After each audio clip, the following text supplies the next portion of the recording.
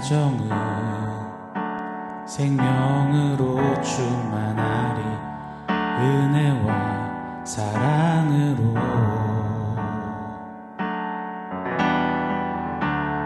우리의 사랑은 희생하며 섬기는 것, 주님 보이신 대로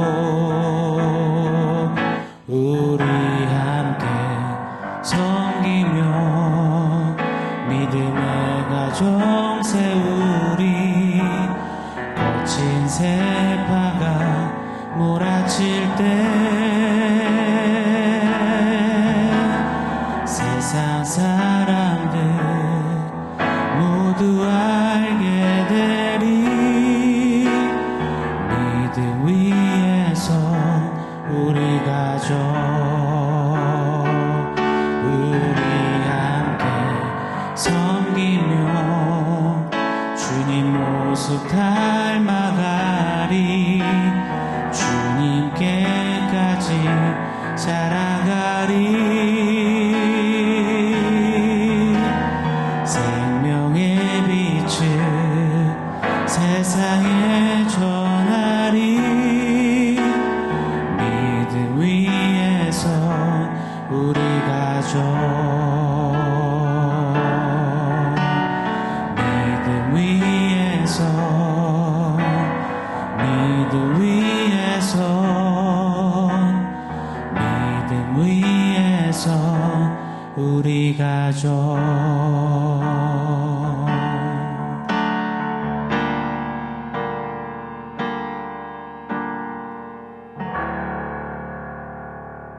샬롬. 오늘 우리에게 주신 하나님 말씀은 에베소서 5장 22절로 24절 말씀입니다. 우리 같이 읽겠습니다.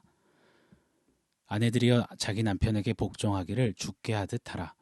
이는 남편이 아내의 머리됨이 그리스도께서 교회의 머리됨과 같음이니 그가 바로 몸의 구주시니라. 그러므로 교회가 그리스도에게 하듯 아내들도 범사에 자기 남편에게 복종할지니라. 아멘. 가정은 천국을 배우고 그리스도 예수님과의 연합을 체험하는, 연습하는 성도에게 허락하신 가장 귀한 선물이며 최고의 훈련장입니다. 성령 충만하여서 그리스도를 경외함으로 피차 복종하는 그 살아냄, 훈련이 적용되는 것, 바로 우리들의 가정입니다. 계속해서 우리들의 가정들 안에 성령 충만함이 가득가득 일기를 기도하면서 가정에 관한 말씀을 좀 며칠간 상고하도록 하겠습니다. 먼저 오늘은 아내들을 향한 말씀의 도전입니다. 결론부터 말씀드리자면 아내들이 성령 충만함으로 피차 복종함을 실천하라, 살아내라 명하시는 겁니다. 자, 오늘 본문 22절 제가 한 번 더 읽어드리겠습니다. 아내들이여 자기 남편에게 복종하기를 주께 하듯 하라. 아멘. 이 말씀이 선포될 당시의 사회는 철저히 남성 중심의 세상이었습니다. 여자들은 물건 취급을 당하기 일쑤였습니다. 학대당하는 여성, 그런 아내들이 많았습니다.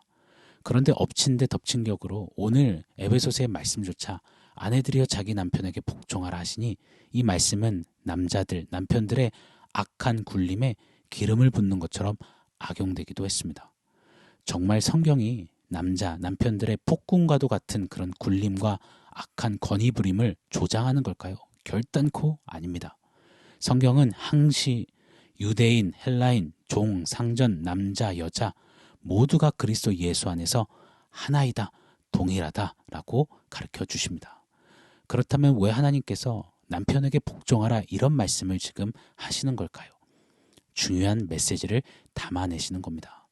고린도전서 11장 3절 말씀 제가 한번 읽어드릴게요. 그러나 나는 너희에게 알기를 원하노니 각 남자의 머리는 그리스도요 여자의 머리는 남자요 그리스도의 머리는 하나님이시라. 아멘. 성경은 남자가 여자보다 우월하다, 남자가 여자보다 위대하다, 그러니 복종하라 그리 말씀하신 적이 없습니다. 철저히 하나님의 질서 안에 그 관계를 해석하시고 말씀하시고 도전하십니다. 복종하라에 쓰인 휘포타소마이는 평등의 의미가 아닌 질서의 개념입니다. 하나님의 질서가 하나님, 그리스도, 남자, 여자 순서이니 그리스도와 교회를 나타내시기 위해서 여자를 남자의 갈비뼈에서 탄생케 하셨으니 그 질서를 따라 복종의 역할을 감당하라 하시는 겁니다. 아내의 남편 복종을 통해서 하나님의 질서를 가정 안에서 경험하게 하시는 것입니다. 그리스도께 복종하는 교회의 모습을 체험하고 나타나게 하시는 것, 이것이 아내여 남편에게 복종하라 그 안에 담아내시는 보다 중요한 메시지인 것입니다. 다시요, 남자가 여자보다 우월하고 뛰어나서가 아닙니다. 하나님은 남성 우월주의를 조장하시는 하나님이 아니십니다.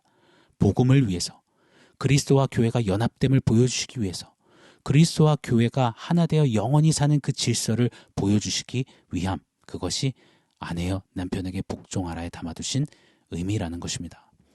아내를 돕는 배필 에제르라고 합니다. 돕는 배필이니 주인공을 돕는 조연같이 여겨집니다. 아닙니다. 여자는 남자의 갈비뼈에서 탄생되었습니다. 갈비뼈는 내장기관, 특별히 심장을 감싸고 보호하는 아주 중요한 뼈입니다. 히브리 문화에서는 심장을 생명이 담긴 그릇이라고 여겼습니다. 심장, 생명을 보호하는 뼈, 갈비뼈입니다. 여자는 남자의 생명을 위해 없어서는 안 될 자로 탄생된 것입니다. 여자가 낮고 비천해서가 결코 아닙니다. 남자의 생명만큼 중요하고 소중한 자로, 남자를 남자되게 하는 귀한 존재로, 그런 능력자로 빚어졌다라는 것입니다. 아내, 돕는 배필, 에제르가 없이는 남자의 생명은 온전한 생명이 될 수 없는 것입니다. 여자들이요, 아내들이요, 여러분은 그런 아주 귀한 존재입니다. 여러분은 매우 소중한 분들입니다. 그러나 기억하십시오. 그 소중하고 귀함은 언제든지 하나님의 질서 안에서의 소중함이요 귀함이라는 사실을 잊어서는 아니 될 것입니다. 보십시오. 최초의 여자 하와가 하나님의 질서를 깨뜨렸습니다. 사탄이 선악과 따먹을 것을 유혹했지요. 그럼 하나님의 질서 안에서 이 아내는 남편에게 상의했어야 합니다. 그러나 남편의 권위, 질서를 무시한 채 혼자 결정 내렸습니다. 선악과를 취해 따먹었습니다. 그리고는 남편에게도 먹으라며 질서를 와르르 무너뜨린 겁니다. 성경은 이것을 죄라 하십니다. 이 죄의 결과로 어떤 일이 펼쳐집니까? 창세기 3장 16절은 또 여자에게 이르시되 네가 수고하고 자식을 낳을 것이며 너는 남편을 사모하고 남편은 너를 다스릴 것이니라 하시고, 남편은 아내를 다스리려 하게 되고, 아내는 최초 여자 하와를 따라서 계속해서 남편을 넘어서려 하고 장악하고 주도하려는 이 남편과 아내 사이에, 남자와 여자 사이의 텐션과 갈등과 혼란이 가정 안에서, 사회 안에서 끊임없이 되풀이 되게 되는 것입니다. 이 무질서한 죄의 굴레에서 건져냄을 받은 자, 바로 성도 우리입니다. 성도는 죄의 무질서함이 아니라 하나님의 질서를 살아내는 자들입니다.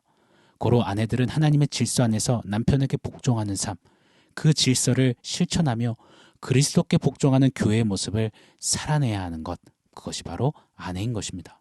오늘 말씀 한 번 더요. 22절, 아내들이여 자기 남편에게 복종하기를 주께 하듯 하라. 남편이 잘나서 복종하라는 게 아닙니다. 주께 복종하듯 하라시는 겁니다. 이것을 꼭 기억하시기를 바랍니다. 어제 말씀에서도 나눠드렸습니다. 남편과 아내를 향한 이 말씀들의 도전은 하나님이 맡기신 역할이라는 것입니다. 본질의 차이가 아닌 역할의 차이라는 것입니다. 하나님의 질서 안에서 하나님이 남편에게는 그리스도의 역할을, 아내에게는 교회의 역할을 맡기신 겁니다. 서로 그 맡겨진 역할에 충실히 임하다가 서로 나누는 겁니다. 남편은 그리스도의 역할을 해보니 이렇더라고요. 아내는 교회의 역할을 해보니 교회는 이래야 하더라고요. 서로 나누고 체험하고 배우고 이제 함께 한 몸으로 한 교회로 서서 그리스도께 복종하며 그리스도를 닮아가는 것, 그것이 남편 아내이며 가정이며 하나님의 질서인 것입니다. 가정이 커다란 배라면 남편은 선장의 역할을 맡은 거고 아내는 항해사의 역할을 맡은 겁니다. 함께 목적지까지 힘차게 항해하는 것, 그것이 가정입니다. 아내는 그렇기에 주께 하듯이 남편에게 복종하는 겁니다. 이때의 복종은 하나님의 질서 안에 하나님의 목적을 이루기 위한 역할뿐임을 꼭 기억하십시오. 왜 그렇잖아요. 영화 배우들이 어떤 영화에서는 왕을 맡기도 하고 어떤 영화에서는 신하를 맡기도 합니다. 그런데 이 영화 배우가 왜 나는 왕이 아니고 신하를 맡겼냐며 한탄하고 억울해하고 막 소리 지르면서 철푸덕 주저앉는다면 그거 참 이상한 일입니다.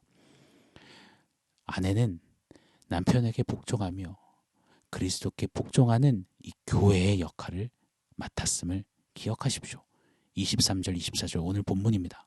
이는 남편이 아내의 머리됨이 그리스도께서 교회의 머리됨과 같음이니 그가 바로 몸의 구주시니라.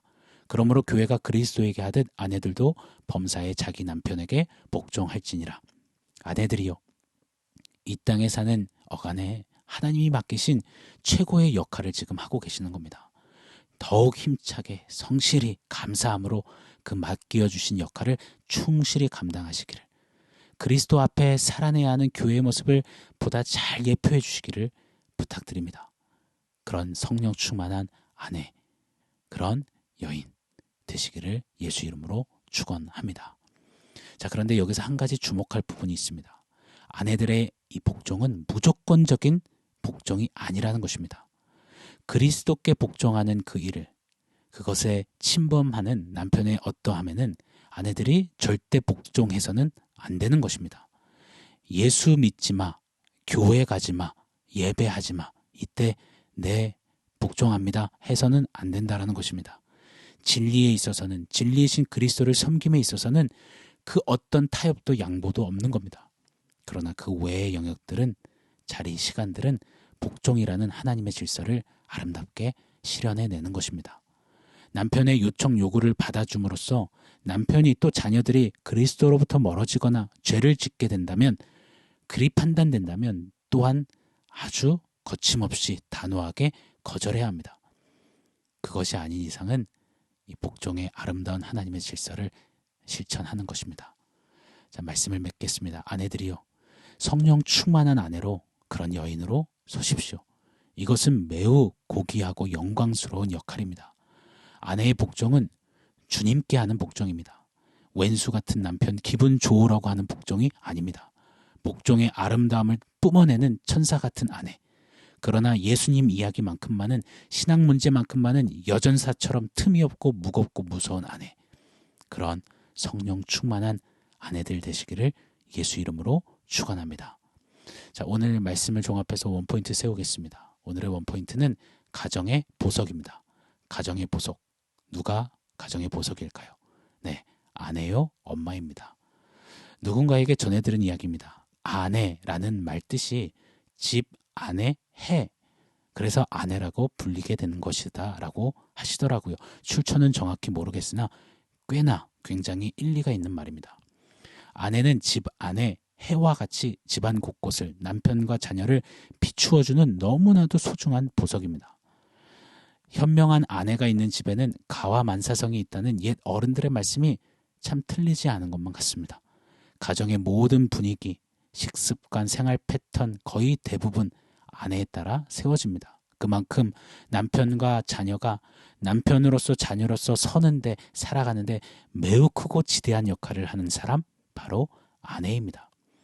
가정 안에서 아내의 집안일, 살림 잘해봐야 이 본전일 때가 많습니다. 해도 가족들 아무도 몰라주고, 어쩌다 한 번 안 하면 티가 나서 가족들은 불편하단 난리를 치죠. 늘 있어와서 아내의 중요성, 엄마의 중요성을 놓치고 몰라주는 우리들의 가정 아닙니까? 아내는, 엄마는 가족 구성원에게 교회의 모습을 보여주는 너무나 중요한 통로이자 보석입니다. 그래서 교회를 어머니의 품과 같다 표현하는지도 모르겠습니다. 아내들이여, 자매님들이여, 가정의 보석답게 자부심으로 그런 통로되는 귀한 자다움 나타내며 힘차게 살아내시기를 축복합니다. 그리고 더욱 성령 충만하십시오. 남편과 자녀들이여, 가정의 보석답게 아내를, 엄마를 여기고 존중하며 위하는 그런 실천이 있기를 바랍니다. 오늘 한 날 아내들은 스스로에게 성령 충만을 좀 바래주고 축복해주고, 그리고 쓰담쓰담해주고, 남편과 자녀들은 엄마에게, 아내에게 좀 감사함을 표하는 오늘 한 날이 되기를 축복합니다. 아멘. 사랑하는 성도 여러분, 오늘 말씀과 원포인트 기억하면서 우리 함께 기도하겠습니다. 가정의 보석, 아내, 어머니들을 위해서 좀 기도하기를 원합니다. 아내 되신 분들은 성령 충만을 갈구하며 기도하시고, 남편들과 자녀들은 아내와 또 어머니를 향해서 하나님 성령 충만하여 그리스도께 복종하는 교회의 모습을 삶으로 넉넉히 살아내는 귀한 통로 되게 하여 주옵소서. 우리 함께 축복하며 기도하겠습니다.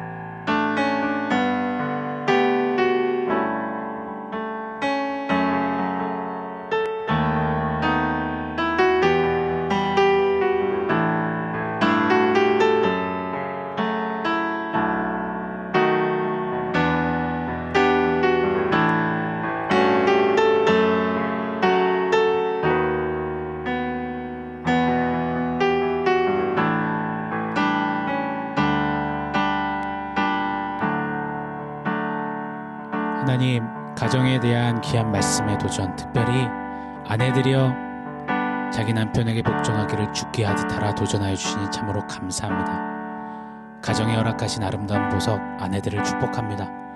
성령 충만한 아내, 성령 충만한 여인으로 서서 그리스도께 복종하는 교회의 모습을 삶으로 나타내며 그렇게 가정을 세우는 귀한 통로 되게 하여 주시옵소서. 성령 충만한 그런 여인으로 아내로 승리케 하여 주시옵소서.